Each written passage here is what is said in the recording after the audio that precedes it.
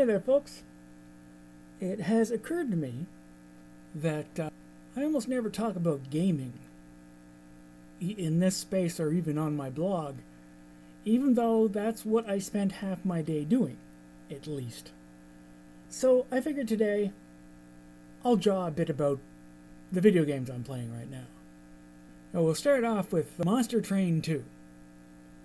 Now, I'm not going to try and explain the premise of the game in any detail because it will sound completely insane. It did when my friend Melkoth described it to me all those many years ago, the original game, Monster Train 1. Just know that it's a game kind of like Magic the Gathering, you know, there's cards and things and duels, and in a very packed field where there's like a zillion roguelike deck builders out there, it's one of the only ones worth playing. That and Slay the Spire. There's a whole lot of other ones that just don't quite seem to get it. Somehow the pieces are all there, but it's not actually fun to play. I don't know. So yeah, I've been playing Monster Train 2, and I've unlocked a bunch of the stuff. In fact, I think I may be reaching towards-ish the end to the unlocking phase, which is unfortunate, because unlocking stuff is very fun. Pretty sure I'll have unlocked everything soon.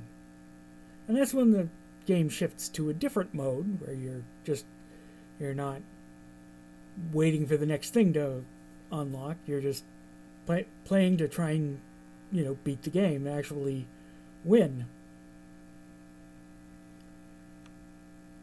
That's fine. Honeymoon can't last forever. But yeah, if you like that kind of game, I would definitely recommend the original Monster Train and Monster Train 2. The other game I'm playing is a surprisingly obscure title called Elex. E-L-E-X.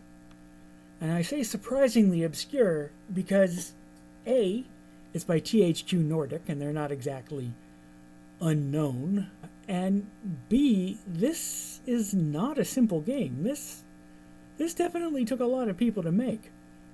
It's a fully 3D environment like Skyrim or the like. I have to say, it has a very lifelike feel to it. I mean, the graphics aren't as high resolution as they would be today, but it's still pretty damn good, actually. I really feel like I'm there, which, given this game is obscure, it's kind of all the more impressive, really. And I've been enjoying it, despite the fact that it has a rather dismal 67% on Metacritic. That's not a report card any kid would want to take home, but what the hell, I'm enjoying it, so screw you, critics. You start off in the intro as something called an alb, which is your soldiers that take this substance that arrived on the comet, Elex, and it turns them into supposedly emotionless perfect soldier types. Now, I say supposedly emotionless because anyone with any sense will realize that it is impossible to imagine human beings or anything like them acting without emotion. Emotion is what gives us a reason to do things. Emotion is always the bottom of everything. Emotion is always the king. And I say this as someone who is ridiculously cerebral by nature. But I have figured out, with my giant brain, that, emotion is the root of everything.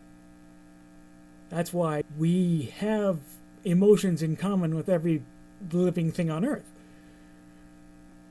It's what gets living things to do things. Anyhow, Oh, by the way, the same goes for Vulcan. They're full of crap too. Point is, I'm enjoying the game, and in fact, I'm actually late making my video today because I got so wrapped up in the game that it took my computer crashing and me having to, reboot for it to come to my attention that it was actually 2:30 something and I hadn't made my video yet, and I usually make my videos at 2. So that is a testament to how much I'm enjoying the game. Now, I do have a caveat. I haven't really gotten into the combat much lately, and it seems really tough and unforgiving. And that might actually be a deal breaker because I'm old and slow. There's a reason that what I mostly play is turn-based RPGs. I can handle turn-based.